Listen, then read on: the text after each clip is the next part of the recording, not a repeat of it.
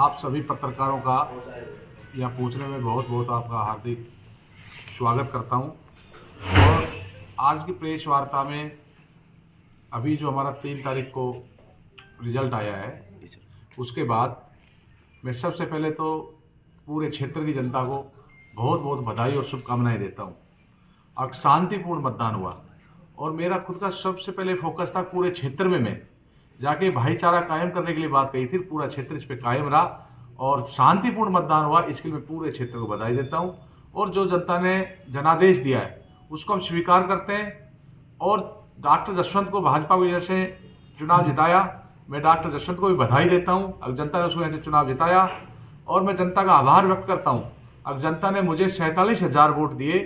मेरा ये पहला चुनाव था, 47,000 वोट बहुत ज़्यादा होता है और मेरे को इतना वोट देने के लिए मैं जनता का आभार व्यक्त करता हूं, सभी का आभार व्यक्त करता हूं। जिन्होंने मेरा प्रत्यक्ष रूप से अप्रत्यक्ष रूप से सहयोग किया, सबका मैं बहुत बहुत आभार व्यक्त करता हूं। इसलिए आज की मैंने प्रेस वार्ता बुलाई।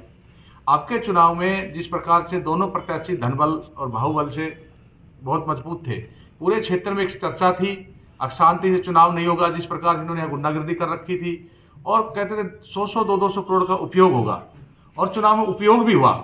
उसके बावजूद भी मेरे ऊपर तो सबसे पहले आरोप लगा कि इनके पास तो गाड़ी में डीजल के पैसे नहीं होंगे, गरीब परिवार से लड़का तो चुनाव कैसे लड़ेगा। उसके बाद बिना पैसे के जनता ने इतना अच्छा चुनाव लड़ा और मुझे 47,000 वोट दिए, ये बहुत एक बड़ी बात है। और ये चुनाव एक तरह से अफवाहों पे ज़्यादा रहा। जनता का पूरा मन था ऐसे कांग्रेस को चुनाव जिताएं, पर इस प्रकार की अफवाहें फैलाई गई पूरे क्षेत्र के अंदर। अब कांग्रेस तो यहाँ 10-15,000 वोट में सिमट रही है, उसमें हमारे कुछ नेता भी सम्मिलित रहे। इस प्रकार से एक माहौल क्रिएट कर दिया, शुरुआत में अफवाह फैला के 10-15,000 वोट रहेंगे। और बहरोड का चुनाव अब की बार ऐसा था कि बलजीत को हराना बहुत जरूरी था। लोगों के दिमाग में बैठे थे बलजीत कैसे भी हराएं, तो लोगों के दिमाग में रहा, एकदम पूरा मन बढ़ गया था। 22-23 तक चुनाव बहुत पीक पे था, लोग लग रहा था पूरा चुनाव जीतेंगे, परंतु नेताओं ने तेजी से स्पीड फैलाई कि यार संजय के तो 15-20,000 वोट हो जाएंगे और कहीं बलजीत चुनाव नहीं जीत जाए। तो एकदम में जो वोटों मन बहुत ज्यादा था देने का, उसके बावजूद भी कुछ लोगों ने वापिस मन मार करके और बीजेपी को वोट दे दिया। तो इससे इस अफवाह में 15-20,000 वोट इधर से उधर चले गए। ये एक रिजल्ट रहा, इससे 15-20,000 वोटों का डिफरेंट आ गया।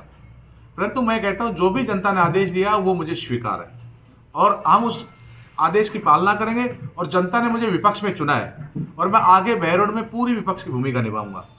सबसे पहले जिस प्रकार से मैं चाहता हूं डॉक्टर जसवंत को यहां से जिताया है और भारतीय जनता पार्टी की सरकार भी बनी है।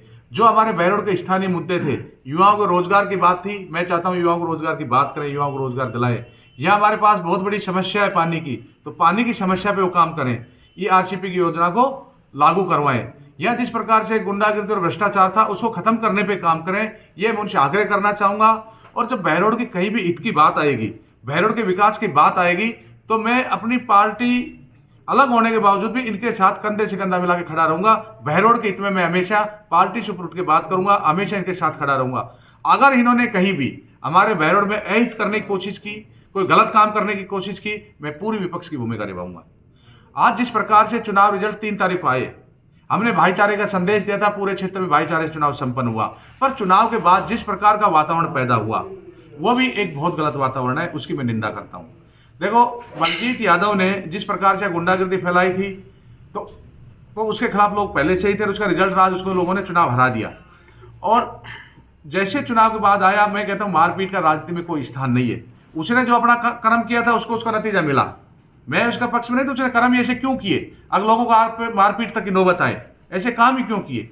परंतु राजनीति में कहीं भी मारपीट की जगह नहीं होती, इसलिए मैं उसकी भी निंदा करता हूं। और उनको भी कहता हूं, आप इस प्रकार की जो भाषा बोल रहे, दोनों तरफ से इस प्रकार की भाषा आ रही, बहरोड को मैं कभी अखाड़ा नहीं बनने दूंगा। अगर अच्छे से राजनीति करेंगे, अच्छे काम करेंगे, विकास की बात करेंगे, चाहे कोई से भी लोग रहो, हम उनके साथ खड़े मिलेंगे बहरोड हित में। अगर बहरोड को कहीं भी अहित करने की कोशिश करेंगे या गुंडागर्दी फैलाने की कोशिश करेंगे तो हम उनके खिलाफ मोर्चा खोलेंगे, क्योंकि हम बहरोड को सुनना नहीं माने। वो सोचेंगे यहाँ कोई नेता नहीं है। बहरोड के बेटे को जनता ने 47,000 वोट दिया है, विपक्ष की भूमिका में दिए। मैं बहरोड को अखाड़ा नहीं बनने दूंगा, राजनीतिक अखाड़ा, गुंडागर्दी का अखाड़ा नहीं बनने दूंगा।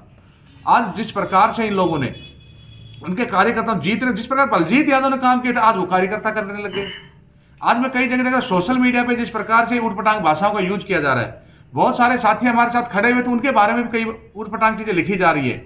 मैं उन कार्यकर्ताओं को चेतावनी देता हूं, अगर हम इतने कमजोर नहीं है, अगर हमारे किसी भी कार्यकर्ता में, आप गलतफहमी में हमारे किसी कार्यकर्ता की तरफ भी अंगुली की तो हम चुपचाप बैठने वाले नहीं है, नतीजा बहुत गलत हो जाएंगे। इसलिए आप शांति से रहें, आपको चुनाव जिताया है, हम सबको बधाई देते हैं। बहरोड के हित में, विकास में आप लोग काम करें, ये गलत दिशा में आप काम ना करें।